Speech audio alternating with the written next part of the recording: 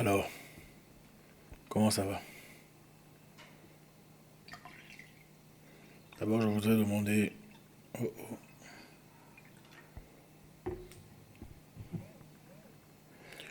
de l'eau. Il faut toujours prendre beaucoup d'eau, hein.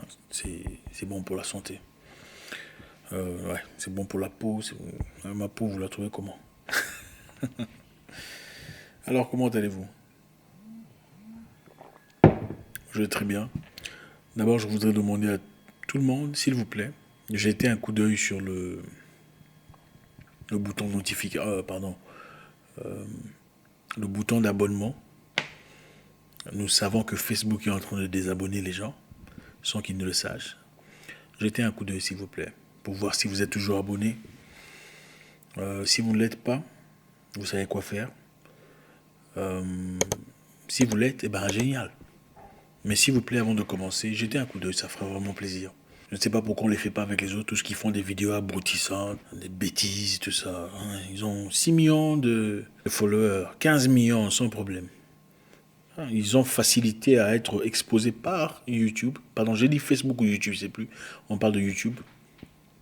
Mais quand on commence à développer certains sujets, certaines choses, qui éveillent à un groupe démographique spécifique, quelquefois on retire les abonnés sans que tu ne le saches. Des fois, vous ne recevez pas des notifications.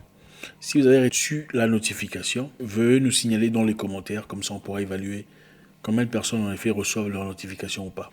C'est fatigant. La vie est belle. En tout cas, il faut dire que la vie est belle, il faut garder la positivité. Vous savez, dans la vie, comme je le dis très souvent, vous savez, dans la vie, c'est une phrase qui revient très souvent, je remarque. On ne peut pas toujours être une seule couleur. Vous voyez un peu ce que je veux dire. On ne peut pas toujours être bon, toujours bon. J'aime parler de cœur à cœur. Vous savez, c'est important. La vie est trop courte et trop compliquée. C'est bien dans la vie d'être gentil avec les gens, sympathique. Mais on ne peut pas toujours être gentil. Les gens en abusent toujours. C'est bien d'être humble. Tout le monde a cette tendance à glorifier le humble. Ah, il est humble, c'est quelqu'un de bien, il est génial. C'est bien d'être humble, mais il faut être très spécifique, savoir choisir où on peut être humble ou pas. Pourquoi? Parce que les humains abusent toujours. Quand on est humble, on en profite pour faire des choses inacceptables. Parce qu'on sait que tu es humble, de toute façon, tu ne vas pas réagir. On commence à te titiller des injustices parce qu'on est humble. On ne peut pas toujours être une certaine façon. Il faut du vent pour avoir la pluie.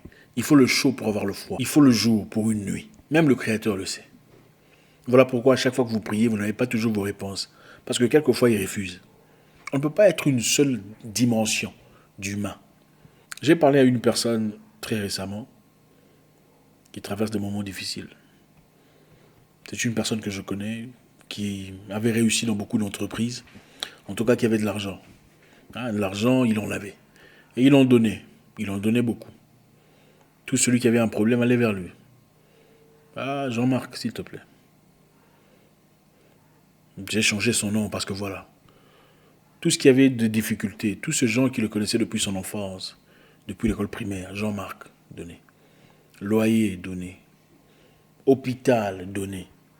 Pension non payée, donné. C'était un gars très bien, sympathique, génial, merveilleux. Et ça, on ne peut pas ne pas le dire. Il y a des gens qui sont bénis comme ça. Ils sont bénis parce qu'ils sont bien, parce qu'ils sont comme ça. Et c'est ça. Il y a des gens qui sont bénis parce qu'ils ont un bon cœur. Je ne sais pas si vous avez déjà vu, il y a des gens qui ne prient même pas. Je ne sais pas si vous avez remarqué. Ils ne prient même pas. Ils ne prient pas du tout, mais ils sont bénis.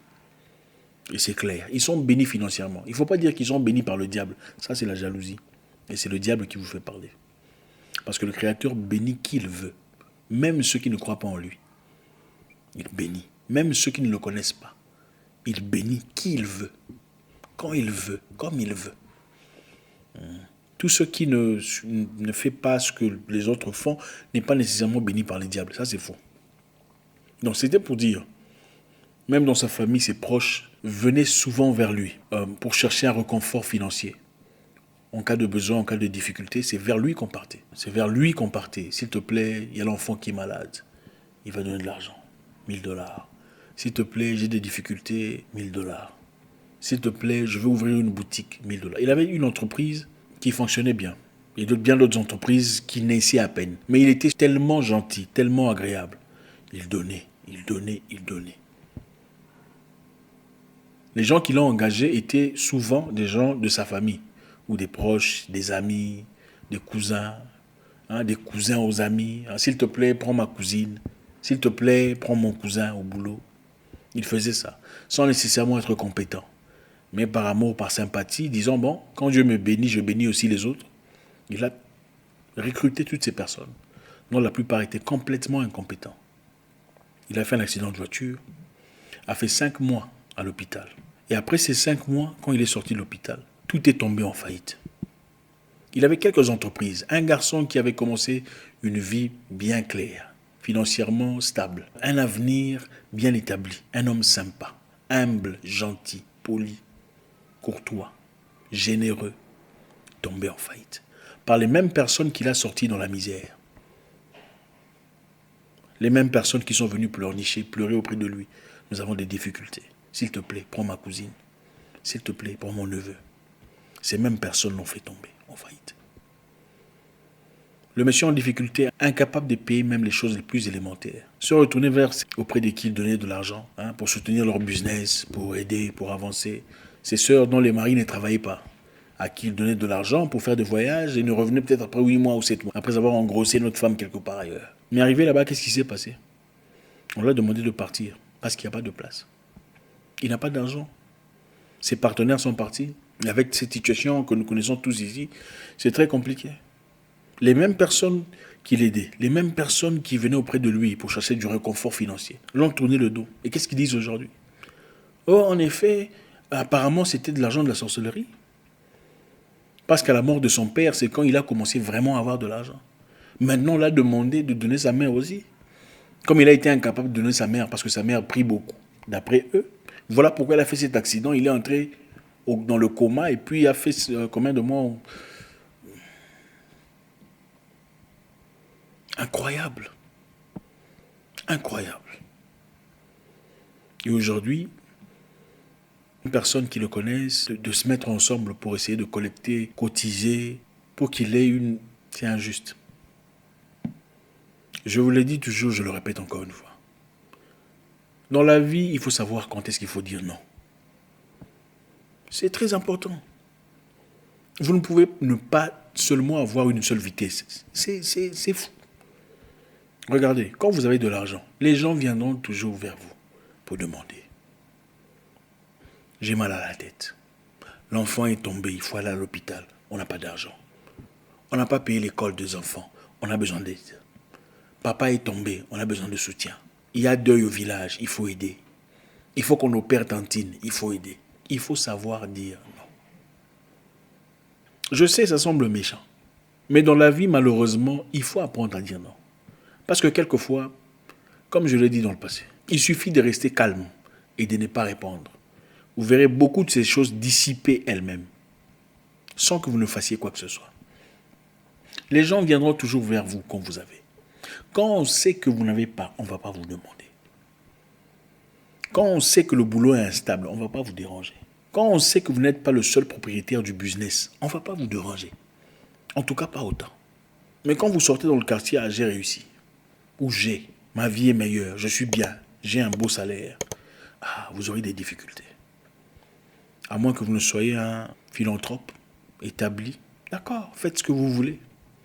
Mais si vous avez des projets de vie, vous avez un peu d'argent et vous avez des idées que vous souhaitez accomplir dans la vie, vous avez des pensées que vous voulez établir, il faut apprendre à dire non aux gens. Très peu parmi les gens sont reconnaissants pour ce qu'on fait pour eux. Très peu, malheureusement. Très peu. Celui qui a vendu Jésus, c'était qui? Ok. N'a-t-il pas vu les miracles? N'a-t-il pas appris? N'a-t-il pas bénéficié de sa présence? À combien plus forte raison vous, qui n'avez jamais fait de miracle? Très peu de gens sont reconnaissants. Quand vous avez et que vous sentez, vous êtes en mesure de donner, de partager, faites-le, il n'y a pas de souci. Mais quand c'est dur, c'est tight, c'est fermé, pourquoi vous voulez vous couper en 7 morceaux pour faire plaisir à une personne qui certainement s'en foutra quand vous tomberez? Quand c'est la famille directe, d'accord. Mais quand c'est à côté, ici et là-bas, et puis il faut réfléchir. On peut vous critiquer, les gens critiquent toujours. Que vous donnez ou pas, on vous critiquera toujours. Si vous donnez de l'argent, écoutez, vous allez donner de l'argent à tout le monde. Ok? Essayez ça aussi. Essayez ça aussi. Vous allez donner de l'argent aux gens en difficulté. Vous cherchez une personne dans des cauchemars, dans des difficultés financières. Donnez de l'argent. Cherchez des orphelins, donnez de l'argent ou de la bouffe ou peu importe, des éléments. Les gens diront quoi? Ah, qu'est-ce qu'il veut montrer? Il est orgueilleux, il veut montrer aux gens qu'il a. Ça, c'est pas de l'humilité. Si vous ne le faites pas, qu'est-ce qu'ils diront? Ah, il n'a rien. D'ailleurs, lui, on le demande même sans, il n'a pas. C'est comme ça que les gens sont. Quand vous donnez, on dit vous êtes orgueilleux. Vous voulez impressionner. Quand vous ne donnez pas, il n'a rien. C'est comme ça le monde. Il faut apprendre à ajuster. Ce n'est pas à moi de vous dire ce qu'il faut faire, mais vous saurez dans votre cœur. Quand est-ce qu'il faut dire non? Parce qu'il faut apprendre à dire non. Vous n'atteindrez pas votre objectif en portant tout le monde sur votre dos. C'est impossible. Vous ne pouvez pas flotter en portant tout le monde sur votre dos. C'est impossible. On est d'une personne capable de nager déjà. Écoutez, si vous allez dans la mer ou dans l'eau pour chercher à sauver une personne qui ne sait pas nager, vous allez chavirer tous les deux. On est d'une personne courageuse. Une personne qui démontre déjà le besoin de réussir, de se sortir soi-même dans la misère. Regardez, c'est très facile à voir. Quand quelqu'un veut changer sa vie et a besoin d'un coup de pouce, on le voit dans son attitude. Vous sentez que cette personne a déjà des idées bien établies, des pensées bien structurées et a simplement besoin d'un financement. Il y a d'autres personnes qui ne foutent rien. Ils attendent ceux qui ont pour qu'ils déversent un tout petit peu sur eux. Il faut éviter ces histoires-là. On est d'une personne qui est déjà en train d'essayer de s'aider. Même si vous allez voir l'homme le plus riche du monde, lui disant, s'il vous plaît, donnez-moi de l'argent pour construire une maison. Vous savez ce qu'il vous dira? Il vous dira, en tout cas ils vous diront tous, qu'est-ce que vous avez déjà? Qu'est-ce que vous avez? Parce que c'est plus facile d'aider une personne qui a déjà quelque chose que d'aider une personne qui n'a rien. Même Jésus, quand on lui a dit, il y a des gens qui te suivent, qui ont faim, ils n'ont rien à manger, qu'est-ce qu'il a dit? Il a dit, qu'est-ce que vous avez? N'aurait-il pas pu dire simplement, ok, que le pain tombe du ciel ou que les poissons tombent du ciel pour que les gens mangent? N'avait-il pas ce pouvoir?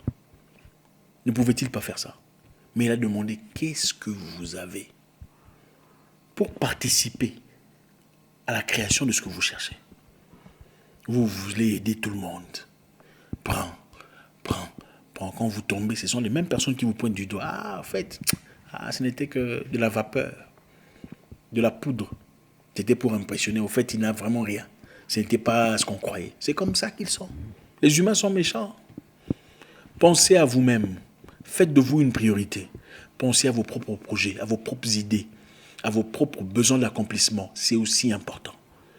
Pensez à votre propre famille directe. C'est aussi important. Je ne dis pas qu'il ne faut pas aider les gens. Oui, il faut aider les gens en difficulté évidente. Quand c'est évident, celui-ci a besoin d'aide, il faut faire ça. Quand ce n'est pas clair, ça veut dire que ce n'est pas clair.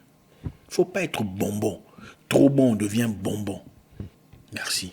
J'espère qu'on a appris quelque chose ce soir. Je vous souhaite une excellente soirée. Laissez un commentaire, comme d'habitude, participez.